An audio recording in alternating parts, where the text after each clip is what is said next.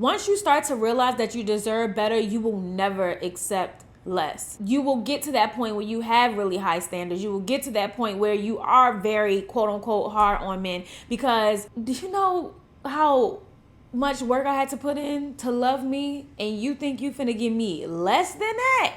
Please. You have to just continuously remind yourself that you deserve to be loved in the best way possible.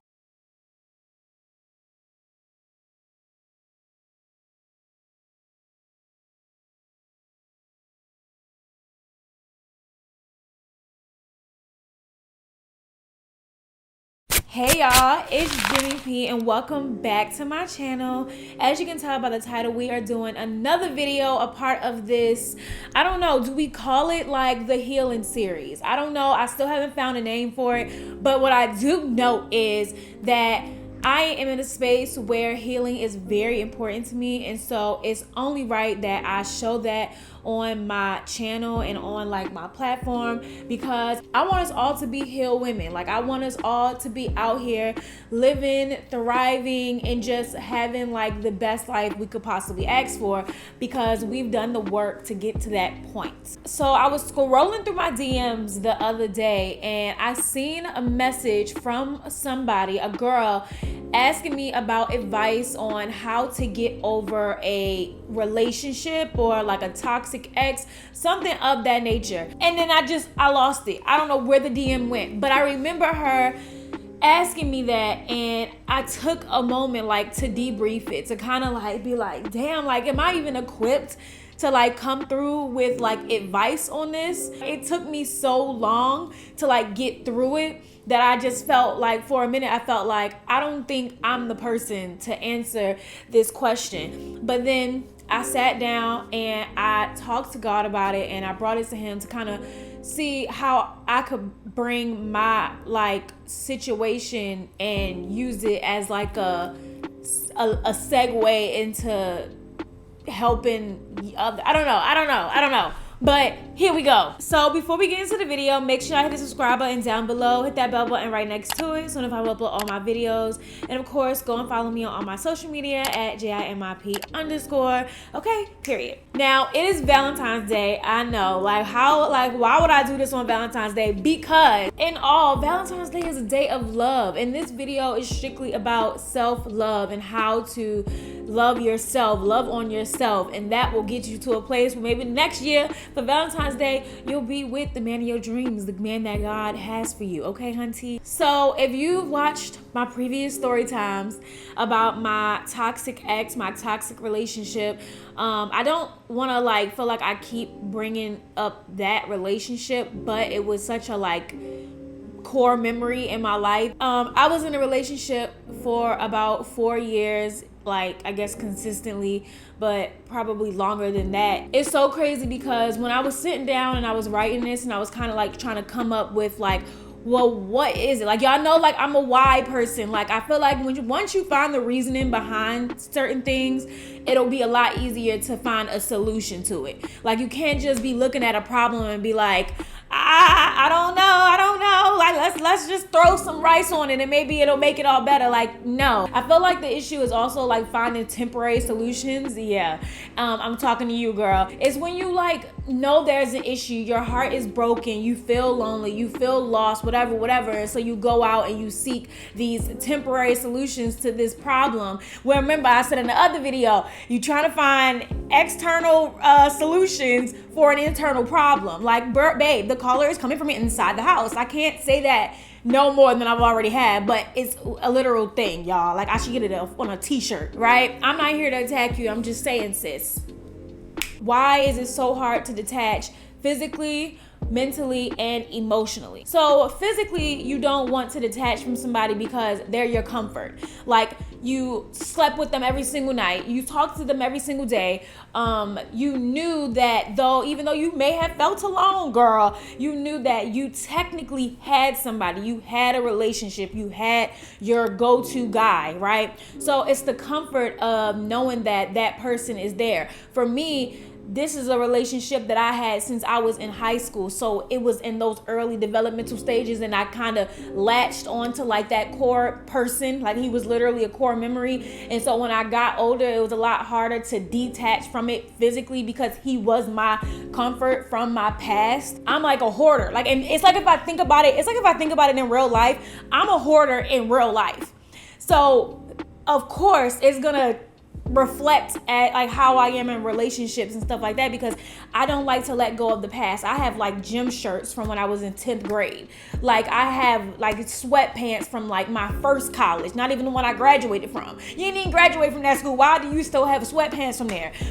Because I attach to things from the past because I feel like if I let it go, I don't know, I feel like I'm losing a piece of myself. You're physically still attached to somebody, meaning you're still talking to them on and off, you're still seeing them, or maybe on a sneaky link, maybe you're going home to see them every other Christmas, I don't know, whatever. Like you add them to the list of people that you need to go see when you go back home for Christmas, they on that list. You're addicted or attached to that comfort that they provide. Why are you still trying to be attached to something that was a part of the old you? That's the old me. That ain't me. Like, leave him and her in the past. Emotionally, you are attached to this person because you have written this story about them. There is this magical story that you've written about them that y'all are meant to be together. Y'all are gonna get married, have kids. He's gonna get himself together, and y'all are gonna live together happily ever after. Y'all gonna have kids. Y'all gonna name them Kiki and TT, and y'all gonna have this big happy family. Like this story that you've created for years, probably. You created this fairy tale around them, this story around them that, though through all the hurt and all the pain and all the bad feelings and negative emotions that are with them, you've also attached this story that you've made up in your head that this is how it's supposed to be. One thing about Jimmy, oh baby, I'm gonna curate a whole story. I'm trying to tell you, I have a vision of how things are supposed to go. I have a vision of how you and me are gonna be together forever. Like I create a whole storyline.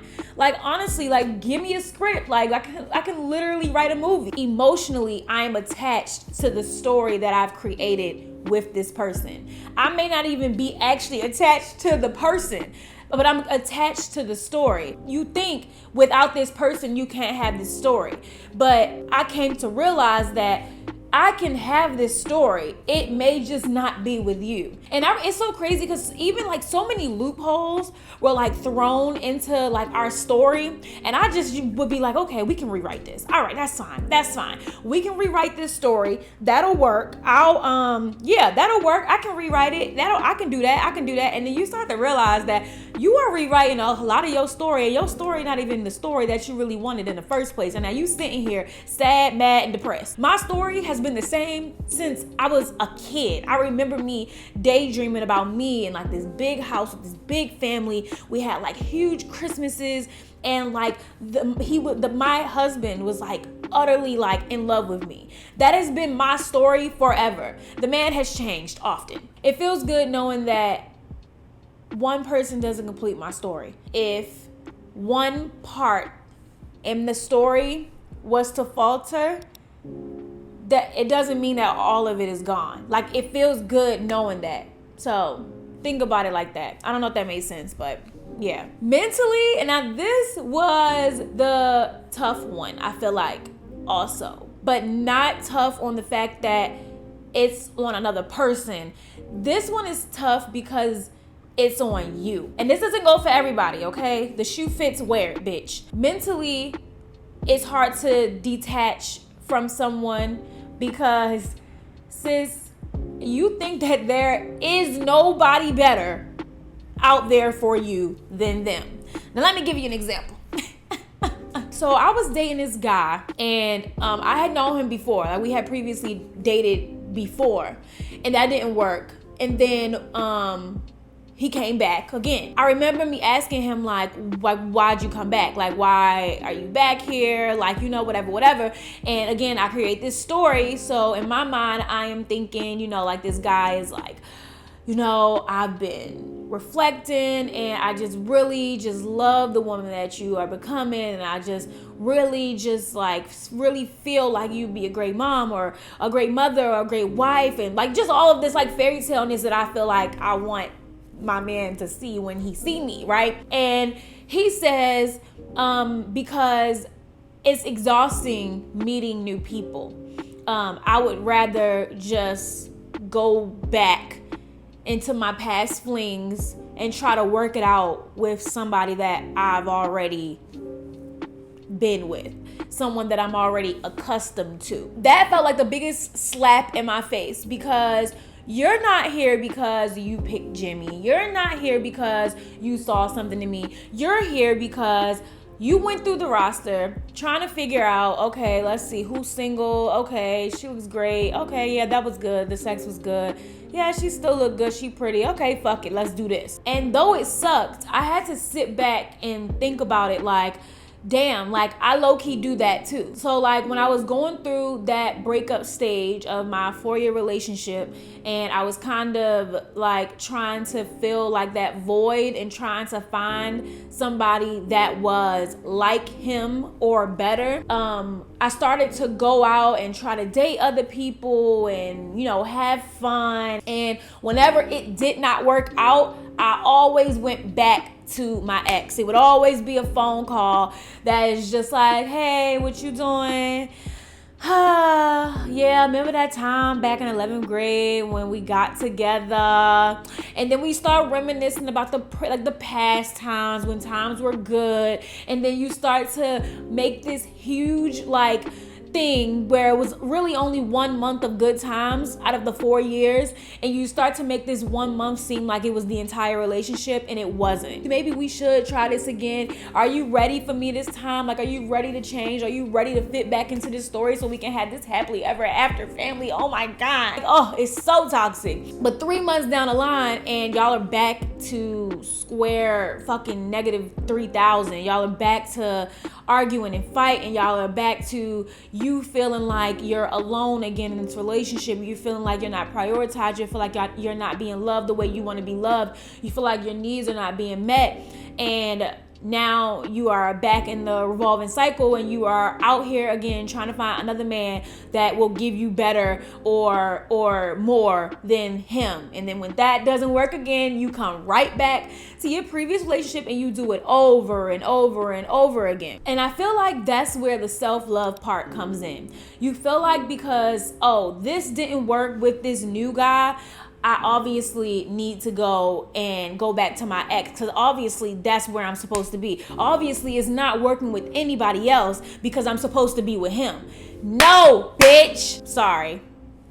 No, sis. No, that is not what that means. So mentally, your brain fucking yourself and saying that there's nothing better. This is obviously the best that I'm going to get. And that is such a terrible way to think of yourself. Sit down and love yourself. Love yourself, honey. Like, that is just the main thing. I feel like that's the only single thing that you can do to get over a toxic relationship or a toxic ex or a breakup, a bad breakup. The only way to get over it is to love on yourself. It's not to go love on somebody else. It's not to go find another man. It's not to get up under another one. It's not to go drink your worries away. It's not to go and whatever.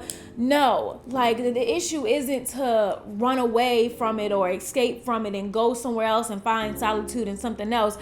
The solution to it is to love on yourself. Fill yourself up with love so that you can, number one, continue to remind yourself that you are worthy of the ultimate love, so that you will never settle for less and you will never go back to your past, so that you can get a love that you know was below the standard that you want or deserve. You have to just continuously remind yourself that you deserve to be loved in the best way possible. I love the fuck out of myself. Like I could cry at the progress that I have made because I love myself so much. I won't take an ounce of shit from a man. My therapist actually says this to me a lot because it's something that I'm working on. I used to be really mean to myself. I told y'all before in other videos, I'm like my biggest bully. I speak really bad to myself. I used to speak really bad to myself. I would say like mean things like, you'll never amount to nothing. You'll never find love. Nobody will ever love you. Like things like that. My therapist would be like, let me ask you a question. If you were out on the street and somebody came to you and said, ew, you are hideous.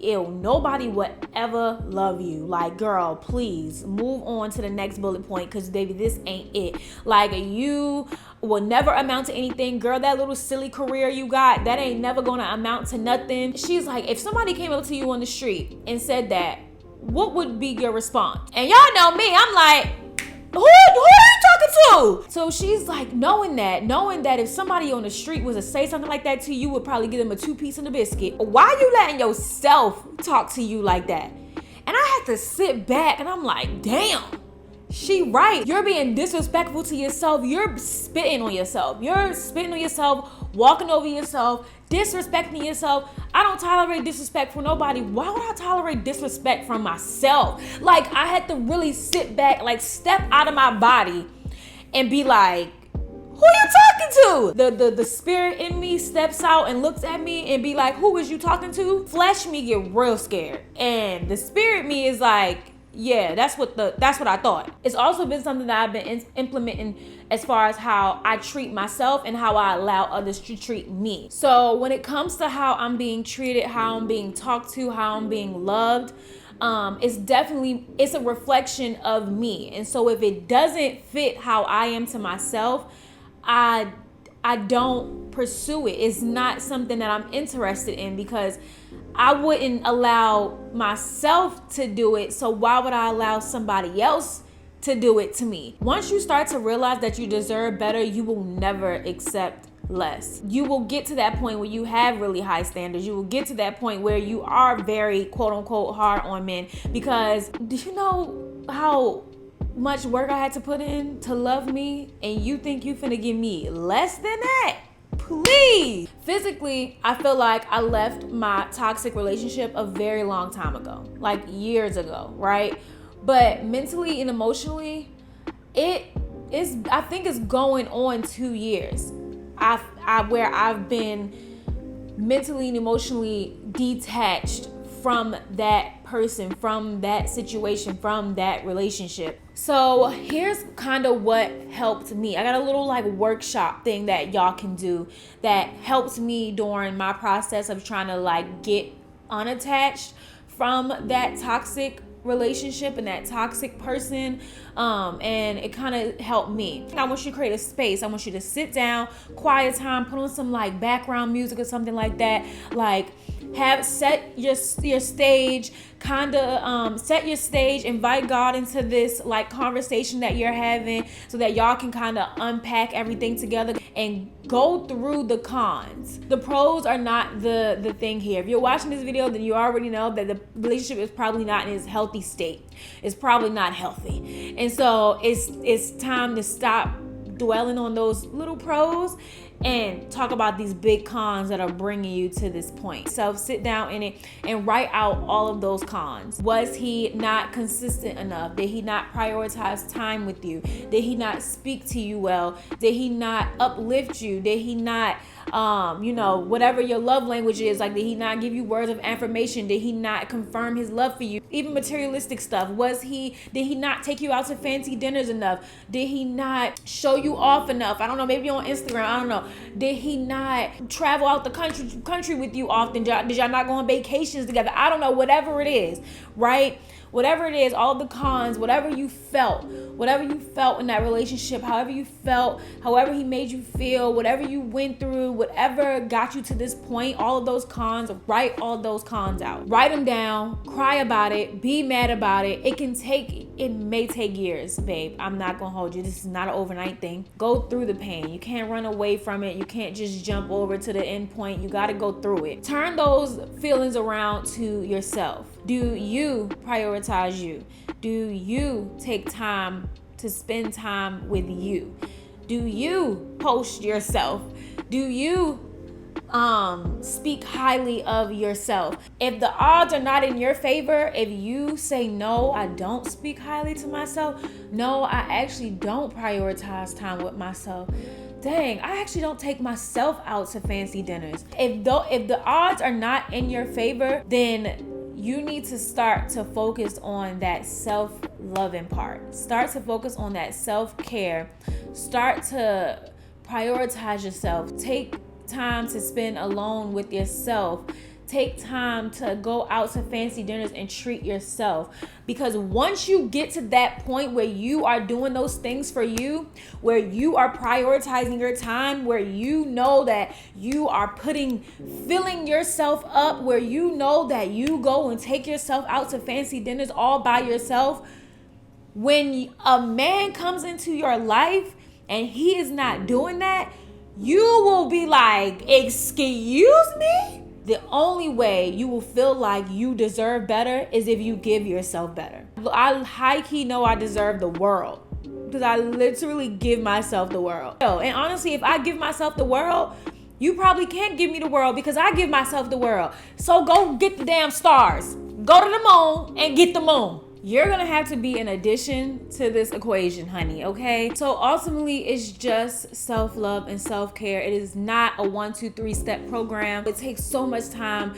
to undo those things that person may have caused to you, whether he made you feel less than, made you feel like you weren't deserving. It's gonna take time to unravel that and rebuild this person, because it took me years. It's still taking time. It's still taking a lot of learning lessons and taking a lot of therapy and a lot of talking with God in order for me to get to the point where I feel like I'll be fully ready to receive the person that I know that God has for me. But you'll get there. It's a process, and you got to start today, because if you wait till tomorrow, it'll be next year and you'll still be in that same position thinking, what am I doing wrong? There must be another solution. The solution is always going to start with self-love and self-care. Love yourself, care for yourself, and I promise you, what you put out, you will attract, okay? I hope that this message was received, girl, and I hope that y'all are loving this healing journey. I hope that we healing together. How long did it take you for you to get through that and past that toxic relationship?